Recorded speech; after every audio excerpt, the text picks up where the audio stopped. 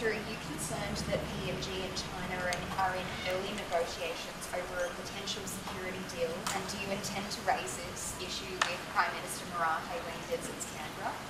Well, PNG, of course, is a sovereign government, but it's a sovereign government that has no closer friend than Australia. Prime Minister Marape will be visiting Australia in coming weeks and will be the first Prime Minister of Papua New Guinea to address our Australian Parliament on February 8. That will be an exciting time.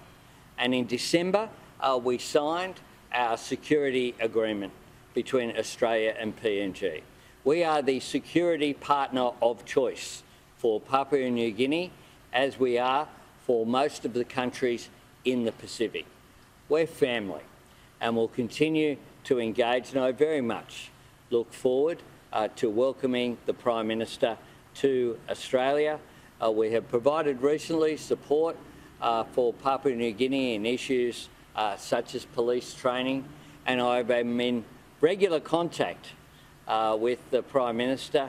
He sent a lovely text message and letter to me on Australia Day, on our National Day, and that's the sort of friendship that we have. Just a question from our Canberra Bureau. The opposition's apparently split on whether to support your tax cuts. Why should they? Well, they're all over the shop, aren't they? That's the truth.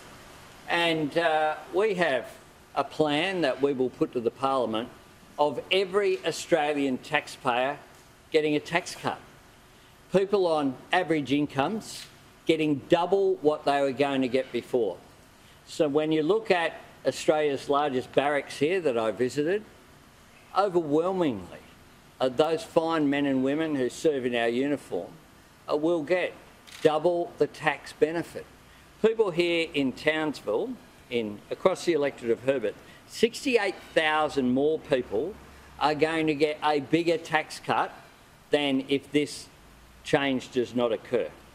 And for locals, that means $1,535 more in people's pockets. That's $1,500 that's being spent in small businesses, creating jobs and economic activity here in Herbert. 87% of people living in Townsville and surrounds will get more this July as a result of this change. And we know that.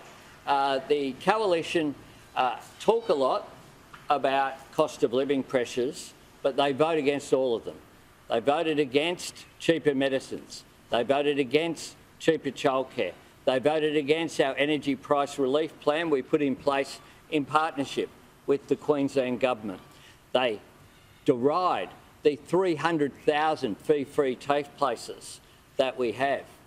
And they're so addicted to saying no to everything that Susan Ley, her first response was to say that they were going to fight it and they were against it. They didn't know what it was. It was before the announcement. And then after they found out what it was, she said that the Coalition would roll it back. That is, that they would go to the next election calling for higher taxes for 12 million Australians, and those 12 million Australians, low and middle income earners, are the big beneficiary. We've targeted this fairly and squarely at middle Australia, but as well we've made sure that everyone gets a tax cut so that those people earning under $45,000 a year are not left behind. The $10 billion reinsurance scheme just hasn't worked. Would you support calls for insurance companies to share their data with the public and the community and the Queensland government?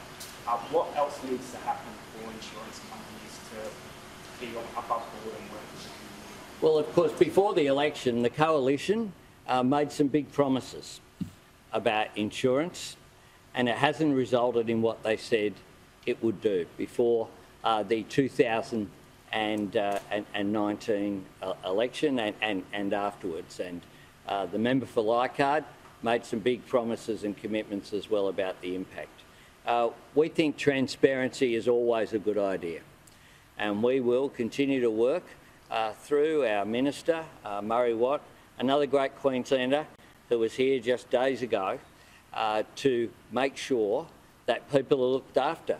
People who have insurance should get their payouts. People need to be looked after I think that's what Australians expect, and that's what people in Queensland expect as well.